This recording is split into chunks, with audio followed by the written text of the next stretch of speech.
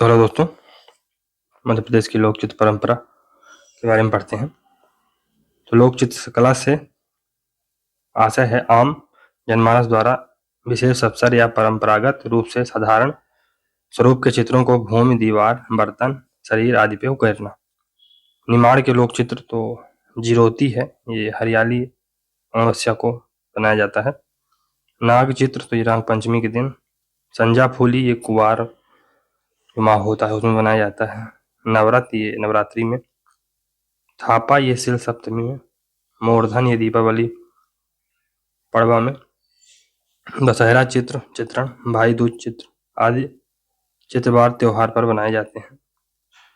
शिशु जन्म पर पगल्या कागज पर फूल पत्तियों का आरेखन बनाकर भेजे जाते हैं। विवाह या अन्य अवसरों पर मांडना प्रचलित है। थापा, मूर्धन भी प्रमुख चित्रकलाएं हैं।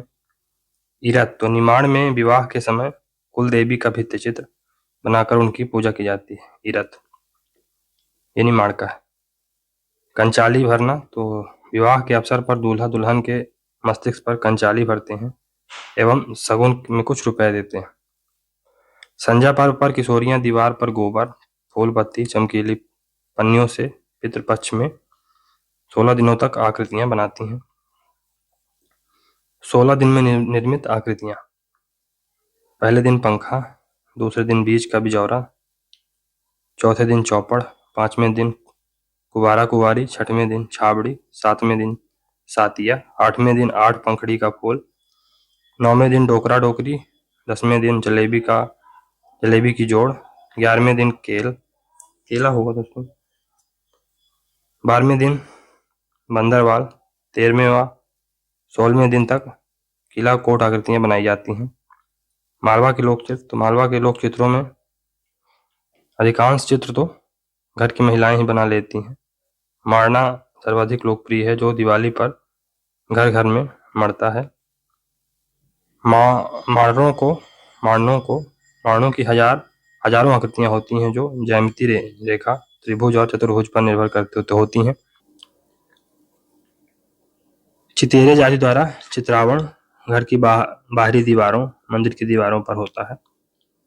निमाड़ की भांति संजा पर्व पर किशोरियां दीवार पर गोबर, फूल पत्ती, चमकीली पन्नियों से पितृपक्ष में 16 दिनों तक आकृतियां बनाती हैं। रंगोली भी यहाँ लोकप्रिय है। हरियाली अमावस्या को दीवारों पर गोबर से सबनाही का अंकन किया जाता है। कृष्ण जन्माष्टमी पर मिट्टी के रंगों से दीवार पर आठे कन्हैया चित्र उकेरा जाता है। हरतालिका के दिन हरतालिका का चित्र बनाया जाता है जो शिव पार्वती की चित्रात्मक पूजा है। बुंदेली लोक चित्र तो बुंदेली लोक चित्रों में चौक चित्र सर्वाधिक लोकप्रिय है। प्रत्येक अवसर पर चौक चावल के आटे, गेहूं, ज्वार के आटे, कुमकुम आदि से उकेरे जाते हैं। सुरैती का रेखांकन लक्ष्मी पूजा के अवसर पर किया जाता है, जिसमें जाली नुमा अंकन होता है। नवरात्र में कुमारी कन्याएं नौरता नामक भित्ति चित्र बनाती हैं और नृत्य करती हैं।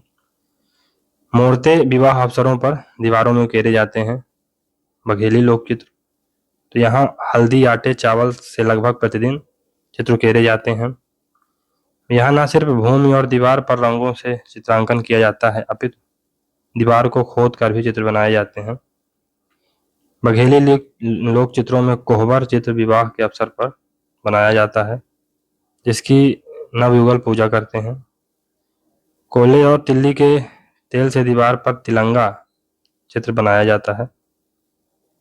छाठी चित्र तो शिशु जन्म के 6वें दिन बनाया जाता है, छाठी। नेवरान चित्र तो नेमला द्वारा शिशु रक्षार्थ दिए गए बलिदान की कहानी कहता है। जनजातियों में चित्रकला तो राज्य की गोंड, भील, बैगा, कोरकू जैसी जनजातियों में शरीर पर विभिन्न आकृतियां उकेरी गुदना प्रथा जाती है। ये अपने बर्तनों, दीवारों पर भी चित्रकारी करके रखते हैं। नोह डोरा गोंडों में विशेष प्रचलित है। मध्य प्रदेश की चित्रकला शैलियां तो प्रागैतिहासिक शैली तो आदमगढ़, भीमबेटका, मारा गुफा की आदिम चित्रकलाएं इन शैलियों में आती हैं। मालवा शैली तो बाघ गुफा की गुप्तकालीन चित्रकला, यहाँ की लौक चित्रकला, मारना आदि भी मशहूर है। बुंदेली शैली तो दतिया के राजा सुंगजीत सिंह ने राजस्थानी शैली को यहाँ स्थापित किया। ग्वालियर शैली तो तोमर शासकों ने के संरक्षण में फली फूली। प्रसिद्ध आदिवासी चित्रकार तो जनगण सिंह श्याम, इन्हें प्रथम गोंडी चित्रकार होने का गौरव प्राप्त है। इन्होंने अपनी पारंपरिक चित्रकला को कागज और कैनवास पर उतारा है। विधानसभा भवन पर इनके ही चित्र उकेरे गए, मतलब इनके द्वारा ही चित्र उकेरे गए हैं। सुमेर सिंह गोड़ी तो हिंदू देवी देवताओं तथा सूर्य चंद्रमा आदि के चित्र बनाना इनकी विशेषता है। नर्मदा तो मंडला जिले में रहने वाली श्रीमती नर्मदा गोंड ने विविध रंगों का उपयोग करते हुए कल्पनाशील चित्र बनाए हैं। इनमें पशु पक्षियों के चित्र प्रमुख हैं। पेमा फाल्या ये झाबुआ के हैं, तो भीली चित्रकला पिथौरा के कलाकार हैं। भूरी बाई ये भी झाबुआ की हैं, इनको पद्मश्री अवार्ड मिल चुका है। तो भीली चित्रकला पिथौरा की कलाकार हैं। मध्य प्रदेश शासन के संस्कृत विभाग के ब्रांड एम्बेसडर भी हैं ये, तो याद रखिएगा। मध्य प्रदेश के प्रमुख आधुनिक चित्रकार कौन कौन से हैं उनके बारे में पढ़ते हैं। तो देवलालीकर, बीदवाल धार में जन्मे श्री देवलालीकर जी मध्य प्रदेश में आधुनिक चित्रकारिता के पितृ पुरुष कहे जाते हैं। महाराजा होलकर फेलोशिप प्राप्त कर जे स्कूल ऑफ आर्ट्स मुंबई से चित्रकारिता की शिक्षा ली। यहाँ मेयो मेडल प्राप्त किया। इंदौर में कला स्कूल स्थापित किया 1927 में। यहाँ देवयानी देवकृष्ण जोशी जैसे अनेक चित्रकारों को प्रशिक्षित किया। इनके प्रसिद्ध चित्रकला सीरीज शकुंतला थी। मूर्तिकला में सिद्धहस्त थे। इन्होंने ग्वालियर आर्ट कॉलेज की भी स्थापना की। महाराजा होलकर ने राम रतन उपाधि दी। राम रतन उपाधि महाराजा होलकर ने दिया था। सैयद हैदर रजा तो ये 1922 से 2016 तक रहे। सैयद हैदर रजा का जन्म बाबरिया नरसिंहपुर में हुआ। 1950 में फ्रांसीसी छात्रवृत्ति के तहत पेरिस गए। फ्रांस सरकार ने उन्हें 1953 में प्रोदिला कृतिक सम्मान से तथा 1981 में भारत सरकार ने पद्मश्री से नवाजा। 1996 में प्रदेश सरकार ने कालिदास सम्मान दिया। इनके उल्लेखनीय चित्रों में अटल शून्य की अनंतता, बिंदु, अनसुनी आवाज, माँ, राजस्थान, सफेद फूल, फर्टिलिटी, नाग, अंकुरण, स्पंदन इत्यादि हैं। विष्णु चिंचालकर तो आलोट देवास में जन्मे विष्णु चिंचालकर जी ने देवलालीकर के सानिध्य में पेंटिंग और ड्राइंग की शिक्षा ली। इन्होंने फ्राइडे ग्रुप बनाया। इनको 1960 में बेनियत पुरस्कार मिला। मध्य प्रदेश सरकार ने इन्हें शिखर सम्मान से सम्मानित किया। देवयानी कृष्ण तो इंदौर में जन्मी देवयानी कृष्ण के गुरु श्री देवलालीकर थे। इन्होंने तिब्बत सिक्किम में मुखौटा दृश्यों का सुंदर अंकन किया। नारायण श्रीधर बेंद्रे तो श्री बेंद्रे का जन्म इंदौर में 1910 को हुआ। प्रारंभिक मार्गदर्शन देवलालीकर जी से प्राप्त हुआ। उनके चित्रों में आवश्यकता से मुक्ति, पटना आवास, दार्जिलिंग के चाय बागान में युवती, ग्राम्य जीवन आदि के अतिरिक्त कश्मीर की घाटी, नैनीताल की झील, उटकमंड, अमरनाथ, हिमालय, प्रार्थना सभा में गांधी जी, बुद्ध पूजा, स्टेशन पर दो यात्री, बसंत, उमर ख्याम, रुवाइयां आदि हैं। देवकृष्ण जयशंकर जोशी ये 1911 से 1964 के बीच रहे। तो महेश्वर में इनका जन्म हुआ था। शिक्षा इंदौर में लिया। मार्गदर्शक इनके भी मार्गदर्शक देवलालीकर जी थे एवं डिप्लोमा जे स्कूल मुंबई से प्राप्त। चित्र कौन कौन से थे इनके? तो चूड़ियां खरीदती दुल्हन, लाल पगड़ी, साप्ताहिक बाजार, गौरी त्योहार। डॉक्टर मंजूषा गांगुली तो जन्म 5 नवंबर 1953 को ग्वालियर में हुआ। इनको लाभ चित्रण में विशेषता हासिल थी। सम्मान अमृता शेरगिल सम्मान, कालिदास सम्मान, हैदर सम्मान प्राप्त हुआ। राजा राम तो इनका जन्म 22 जनवरी 1943 को इंदौर में हुआ। मुंबई में चित्रकला सीखी। बड़ोदरा फाइन आर्ट्स में के एमए प्राध्यापक रहे। इटली सरकार से अध्ययन हेतु विशेष अनुदान प्राप्त। ग्रीस सरकार 1977 ने शोध शिक्षावृत्ति दी। लक्ष्मी शंकर राजपूत तो इंदौर में जन्मे। आरंभ में अकादमी पद्धति के चित्र बनाए, बाद में इन्होंने प्रभाववादी रीति को अपनाया। वर्षा आगमन आपका प्रसिद्ध चित्र है। इस पर उन्हें बरदाऊ कील पुरस्कार मिला था। मध्य प्रदेश की झांकी पर भी पुरस्कार प्राप्त हुआ। हरिहर तो ये 1940 से 2006 के बीच रहे। छिंदवाड़ा में चित्रकार परिवार में जन्मे श्री हरिहर पोर्ट्रेट में सूक्ष्म अंकन के लिए प्रसिद्ध रहे। पर्यटन विभाग, रेलवे आदि के लिए चित्रांकन करने वाले हरिहर को अनेक पुरस्कार मिले, जैसे राष्ट्रीय ललित कला अकादमी, डोली, कुरेद सजी अवार्ड। मध्य प्रदेश में रंगकर्म तो इप्टा तो 1943-44 में इप्टा भारतीय जन नाट्य मंच के गठन से रंगमंच को निश्चित दिशा मिली। शंभु मित्र, बलराज साहनी, उत्पल दत्त, हबीब तनवर जैसे ख्यात नाम हस्तियां इनसे जुड़ी। राष्ट्रीय नाट्य विद्यालय तो भारत में रंगकर्म से संबंधित विभिन्न क्षेत्रों में प्रशिक्षित मानव संसाधन उपलब्ध कराने के उद्देश्य से 1963 में नई दिल्ली में स्थापित राष्ट्रीय नाट्य विद्यालय रंगकर्म प्रशिक्षण की शीर्ष संस्था है। रविंद्र भवन तो भोपाल में रविंद्र भवन की स्थापना के साथ रंगमंच की हलचल तेज हुई। मध्य प्रदेश के रंगकर्मी तो चलिए इनके बारे में थोड़ा सा अध्ययन करते हैं। तो हबीब तनवीर, इनका जन्म रायपुर छत्तीसगढ़ में जन्मे हबीब तनवीर 1943-44 में गठित इप्टा से श्री तनवीर संबद्ध हो गए। 1954 में इन्होंने हिंदुस्तान थिएटर की स्थापना की। वृक्षकटिकम, चरणदास चोर, माटी की गाड़ी, आगरा बाजार आदि अनेक प्रसिद्ध नाटकों का मंचन हुआ। 1972 में इन्हें राज्यसभा के लिए चुना गया। मध्य प्रदेश के शिखर सम्मान 1984 के साथ ही श्री हबीब तनवर को भारत सरकार द्वारा पद्म भूषण 2002 से अलंकृत किया गया। बाबा कारंत तो 1982 में भोपाल में भारत भवन के रंगमंडल के निर्देशक के रूप में श्री कारंत नियुक्त किए गए। इनको गिरीश कर्नाड के साथ वंशवृक्ष पुरस्कार भी मिला। पद्मश्री से सम्मानित हुए। बाबा डीके तो 7 जून 1919 को नीमच में जन्मे बाबा डीके ने नाट्य शुरुआत अकाल तांडव के लेखन से की। 1942 में भारत छोड़ो आंदोलन में भाग लेकर जेल जाने वाले बाबा डीके ने अपने नाटकों के माध्यम से जन जागरण किया। लगभग 75 नाटकों के 200 से अधिक प्रदर्शन बाबा डीके के निर्देशन में हुए। उन्होंने 1975 में नाट्य भारती की स्थापना की। यह प्रशिक्षणशाला लिटिल थिएटर कहलाती थी।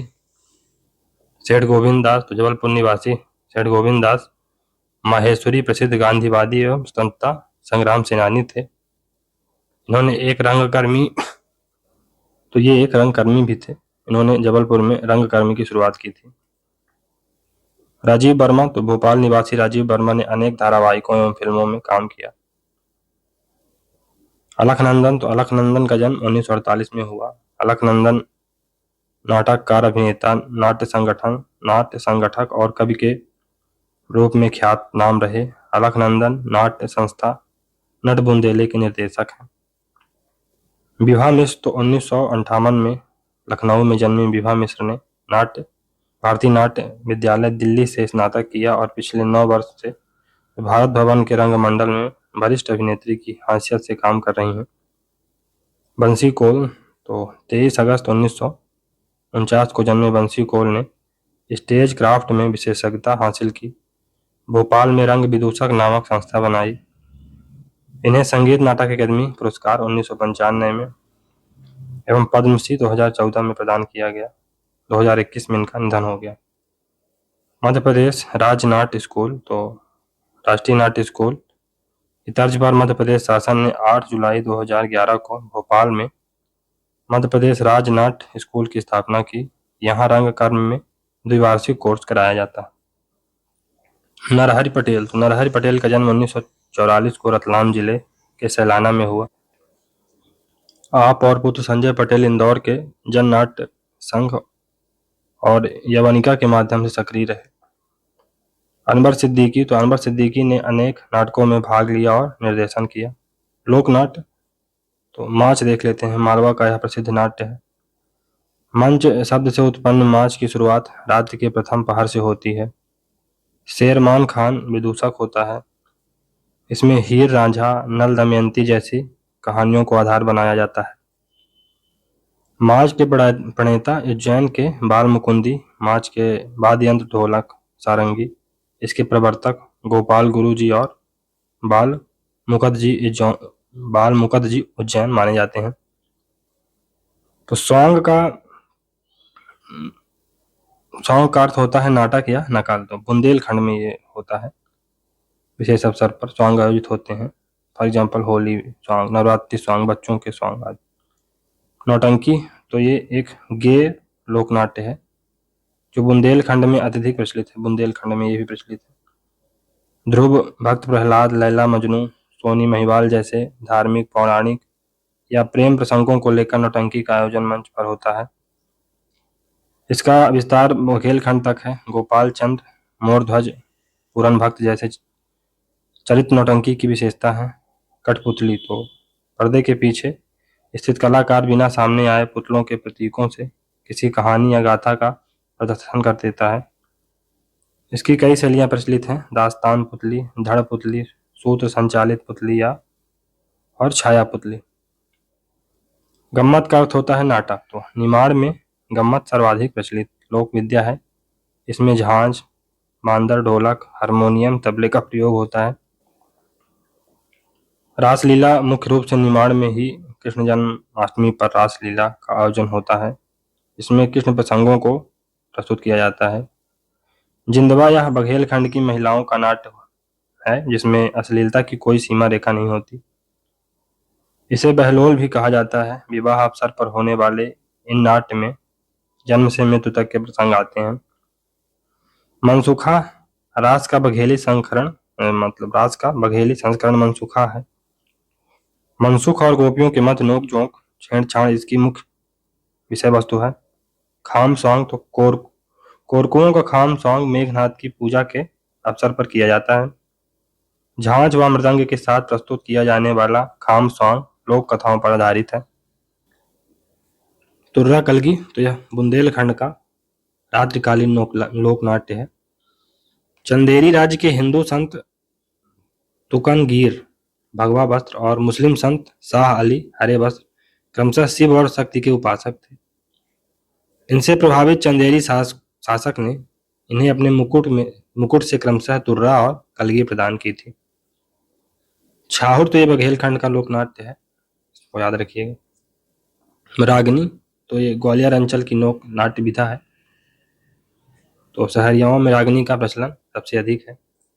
सहरियाओं में रागनी के कई लोकप्रिय कलाकार हैं जिनमें सढौरा के श्री सांवरिया की रागनी मंडली बहुत प्रसिद्ध है। सढौरा के श्री सांवरिया की रागनी मंडली बहुत प्रसिद्ध। भवाई, ये झाबुआ में होता है। ये मुख्यतः गुजरात का लोक नाट्य है, तो झाबुआ के आसपास प्रचलित है। हिंगोला, तो ये एक मंच रहित एक सरल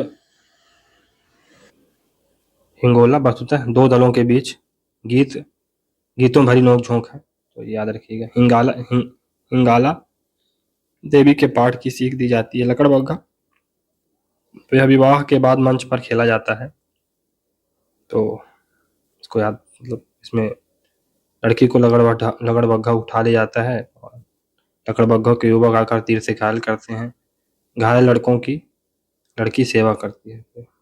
नौटंकी, बघेलखंड में ईदल और बैरग राजा या मनिहारिन के प्रसंग को लेकर नौटंकी की जाती है। बघेलखंड याद रखिएगा नौटंकी। मध्य प्रदेश में लोक शिल्प, तो मिट्टी शिल्प, ये टेराकोटा, झाबुआ, मंडला और बैतूल आदि के मिट्टी शिल्प अपनी निजी विशेषताओं के कारण महत्वपूर्ण स्थान रखते हैं। मंडला जिले में निवास करने वाली पुनिया और अरहरिया जनजातियां टेराकोटा के शिल्पी हैं। धार्मिक मान्यताओं और परंपराओं में काम आने वाली प्रतिमाओं का निर्माण होता है। इसमें बड़ी देवी, फुलवारी देवी की प्रतिमाएं प्रसिद्ध हैं। इस फिल्म में तरह तरह के खिलौने, सजावटी सामान और गमलों का निर्माण होता है। काष्ठ शिल्प तो आदिम समूहों में सभी काष्ठ में विभिन्न रूपाकार उकेरने की प्रवृत्ति सहज रूप से देखी जाती है। कुरकू, मृतक स्तंभ, मंडो, भीलों के कलात्मक दीवारनियां काष्ठ कला के श्रेष्ठ उदाहरण हैं। मंडला में बैगा, गौण मुखौटे, मकान, औजार में काष्ठ का कलात्मक उपयोग करते हैं। खराद कला तो मध्य प्रदेश में श्योरपुर कला, बुधनी घाट, रीवा, मुरैना, खराद कला के प्रसिद्ध केंद्र हैं, जिनकी कला पूरे भारत में प्रसिद्ध है। सगौनी, दूधी, खैर, मिड़ता, सरई, कदम की लकड़ी पर खराद कला की जाती है। गुड़िया शिल्प तो नई पुरानी रंगीन चिंदियों और कागजों से गुड़ियाएं बनाने की परंपरा लोक में सब जगह देखी जा सकती है। झाबुआ तो भीली गुड़ियाओं का केंद्र बन चुका है। झाबुआ की भीली गुड़ियाएं प्रदेश और प्रदेश के बाहर तक प्रसिद्धि पा गई हैं।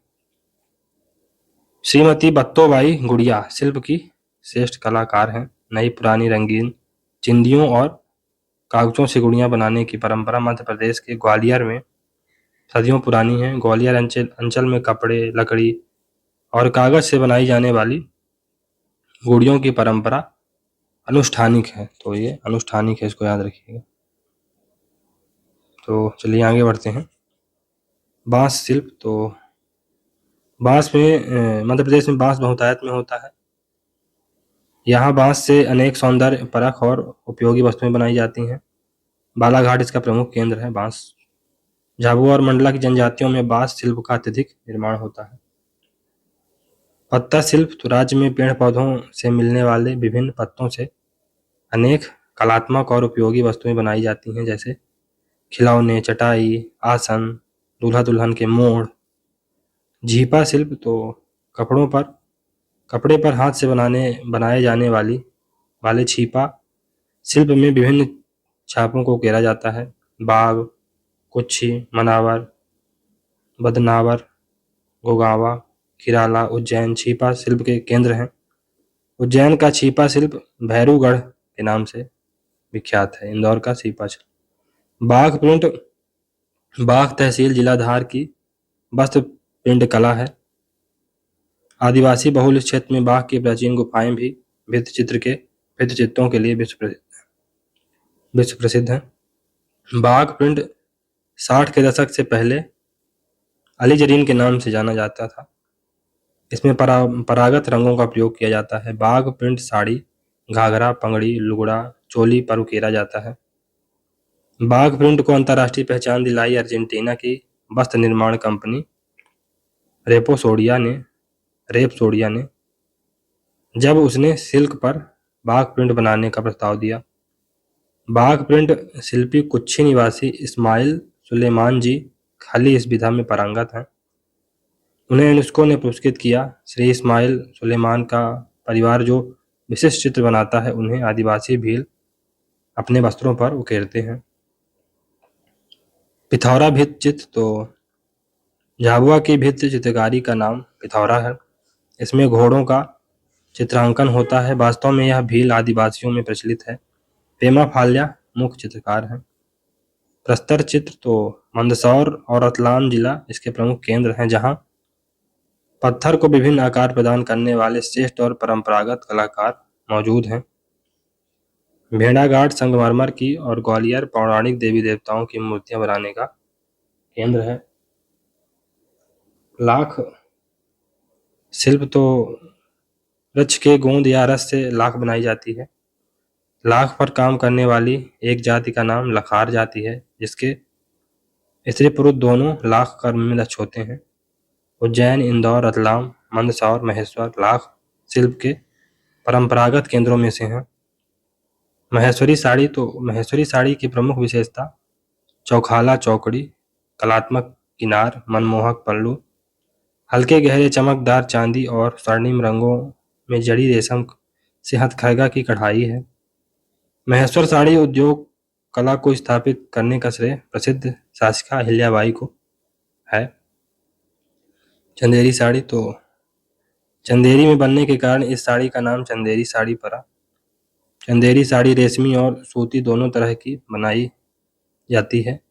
साड़ी में सूती और रेशमी छोटे बड़े बेलबूटे डाले जाते हैं। चंदेरी साड़ी की विशेषता उनके हल्के और गहरे रंग, कलात्मक चौड़े बॉर्डर तथा साड़ी के बीच में बड़े आकार के जरी, रेशमी और सूती बेलबूटे हैं। बड़े आकार के बेलबूटे मोर, बतख आदि की आकृतियां गढ़ी जाती हैं। नाल फेरना चंदेरी साड़ी निर्माण की एक प्रक्रिया है। भरेवा शिल्प, तो भरेवा शिल्प के अंतर्गत प्रदेश के बैतूल आदिवासियों द्वारा धातु से दैनिक उपयोग की कलात्मक वस्तुएं तथा देवी देवताओं की मूर्तियां बनाई जाती हैं। यहाँ ठोकरा शिल्प कला भी प्रसिद्ध है। पीतल शिल्प, तो पीतल एवं तांबे से नरसिंहपुर जिले चिंचली में कलात्मक वस्तुएं बनाई जाती हैं। यहाँ प्रमुख रूप से बर्तन बनाने का काम होता है, जिसमें परात, डिचकी और गंज शामिल है। कांसा शिल्प, सतना के उचेहरा कस्बे में कांसे से प्रसिद्ध बटलोही नामक पात्र बनाए जाते हैं। बटलोही कांसा शिल्प सतना के उचेहरा कस्बे में प्रसिद्ध है। सुपारी शिल्प, तो रीवा में सुपारी की मूर्तियां बनाई जाती हैं। रीवा में खिलौना शिल्प, तो सीहोर जिले की बुधनी तहसील तो काष्ठ कला कृतियों के लिए प्रसिद्ध है।